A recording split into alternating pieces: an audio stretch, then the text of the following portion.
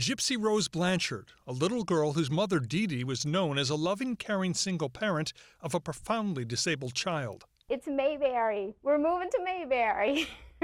I remember my mom had gave me this little glass house, and she said, one day this will be real.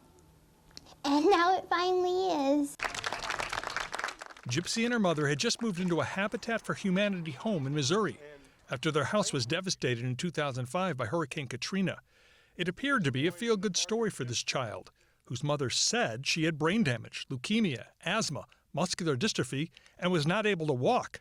But it was all a lie. Dee Dee Blanchard had fabricated it all. Gypsy was victimized by her mother's apparent Munchausen syndrome by proxy, in which a guardian causes or exaggerates illnesses. Gypsy never went past second grade. It just proves that happy endings are not just in fairy tales, they're real and true in real life also. The elaborate scheme that Dee Dee concocted did indeed get her sympathy, like at this charity function. In our darkest hour.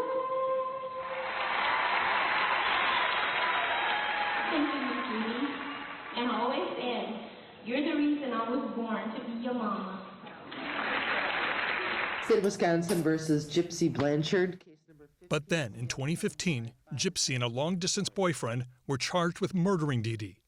Gypsy told Nicholas Godejan about the lifetime of abuse she endured. They came up with a plan to kill her mother, and Godejan was accused of stabbing her to death in their Missouri home. Police reportedly found out about the killing from this violent post on a Facebook page that Gypsy shared with her mother.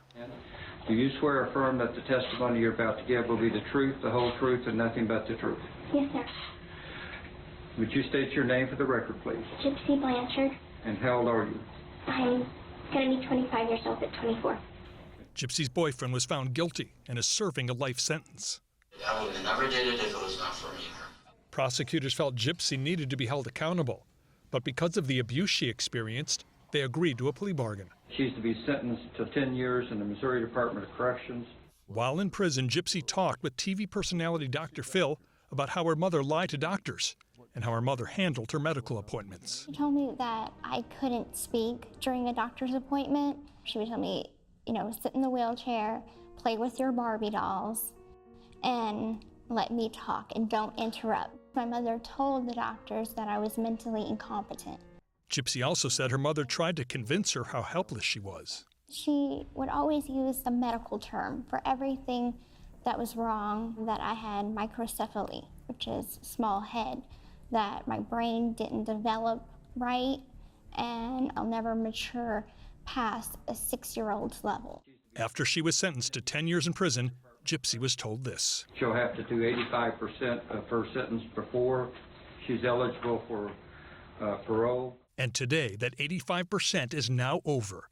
Gypsy Rose got married while behind bars to a Louisiana school teacher, a relationship that reportedly began as pen pals. She is now free to be with him, to live as normal a life as possible, while she and we remember the things she was once forced to say, like this about her new house. It's beautiful, and it's happy, and it's full of love. Gary Tuckman, CNN, New York.